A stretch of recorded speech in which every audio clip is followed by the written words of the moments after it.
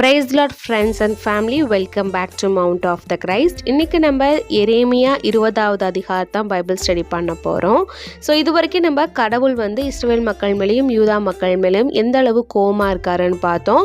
பாட்டரை வச்சு எரேமியாவுக்கு ஒரு லெசன் சொல்லியிருப்பார். அந்த வீடியோ நான் மேலே ஐகார்டில் கொடுக்குறேன், நீங்கள் பார்க்கலன்னா பார்த்துட்டு வந்துடுங்க. அதுக்கப்புறம் எரேமியாவும் கர்த்தர் சொன்ன வார்த்தைகளை போய் இஸ்ரவேல் மக்கள்கிட்ட சொல்கிறாரு சர்ச்சில் நின்று.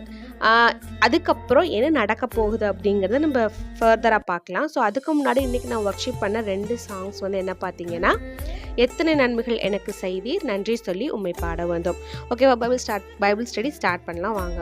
ஸோ இதில் என்ன சொல்கிறாங்க அப்படின்னா, எரேமியா போய் சர்ச்சில் கடவுள் உங்கள் மேலே கோவமாக இருக்காரு, உங்களை அழிக்க போகிறாரு அப்படின்னு சொல்லி சொல்கிறாரு. ஆக்சுவலி இந்த யூதா மக்களும் இஸ்ரேல் மக்களும் எந்த அளவு சின்னுக்கு அடிமை ஆயிட்டாங்கன்னா, அதாவது ஒரு கடவுள் சொன்னால் அந்த ரைச்சியஸ்னால அவங்களுக்கு தெரியுது, பட் அவங்க அதை நம்மளால் வாழ முடியாது.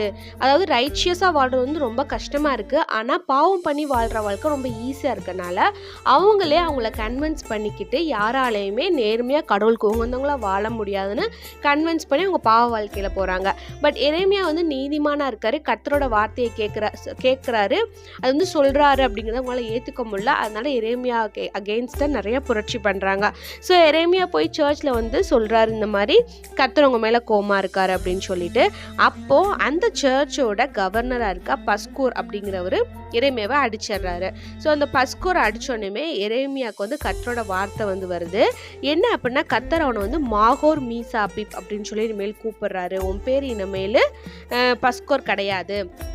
அதுக்கு என்ன அர்த்தம் அப்படின்னா, உன்னை சுற்றிலும் பயங்கரம் பயங்கரமான விஷயங்கள் நடக்க போகுது, ஒரு சுற்றிலும் பயம் சூழப்போகுது அப்படிங்கிறது தான் மீனிங்.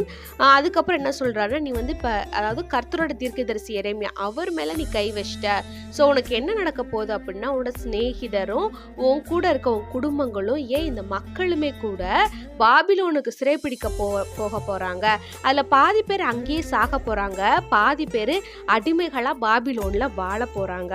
இதான் கர்த்தரோட சாபம் இந்த மக்கள் மேலேயும் எரேமியாவை அடித்த இந்த அவர் பேர் பஸ்கோர் மேலேயும் வருது.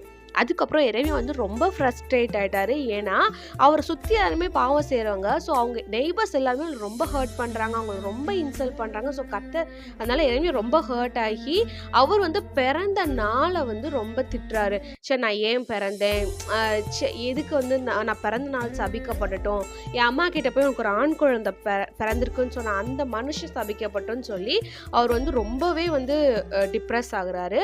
ஆனாலும் கர்த்தரை அவர் ஒருபோதுமே பற்கடிக்கல. கர்த்தரை குறித்து ஏன் கர்த்தரை இப்படி பண்றீங்கன்னு அவர்கிட்ட போய் கேள்வி கேட்கல.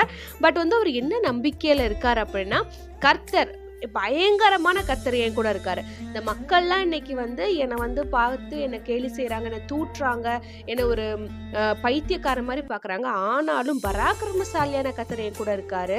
ஸோ இவங்க முன்னாடி நான் வெக்கப்பட்டு போவதில்லை, இவங்க முன்னாடி என் கர்த்தரை வெக்கப்பட்டு போக விட போவதில்லை, உங்களால என் ஜீவனையும் தொட முடியாது அப்படின்ற விசுவாசத்துல இருக்காரு.